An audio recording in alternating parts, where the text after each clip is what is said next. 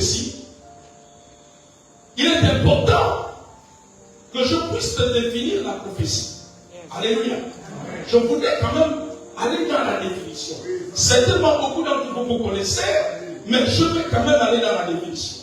La prophétie est une déclaration surnaturelle, articulée dans une langue connue. Alléluia. Donc quand nous prophétisons dans une langue connue. Alléluia. Si nous parlons français, nous prophétisons en français. Si nous parlons arabe, nous allons prophétiser en arabe. Si nous parlons anglais, nous allons prophétiser en anglais. Si nous parlons espagnol, nous allons prophétiser en espagnol. Donc le mot hébreu utilisé pour prophétiser signifie s'écouler. Il comporte l'idée de jaillir comme une source. Comme une source qui laisse échapper ou ruisseler. Alléluia.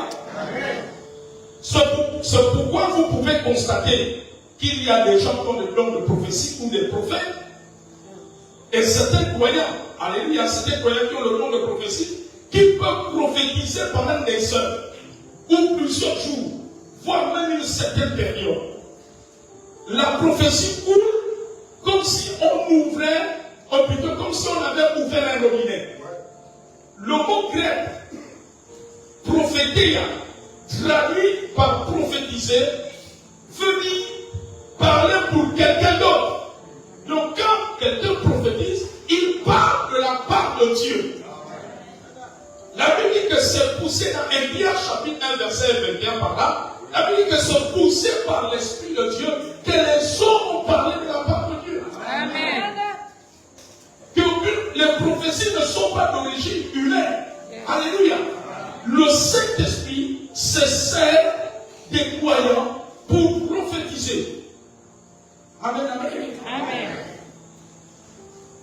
Donc ce mot grec veut dire parler pour quelqu'un d'autre, discours émanant de l'inspiration divine et déclarant les desseins de Dieu et de son porte-parole.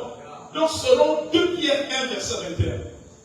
Soit pour reprendre, pour reconforter l'affligé et révéler des choses cachées ainsi que des événements futurs par prédiction.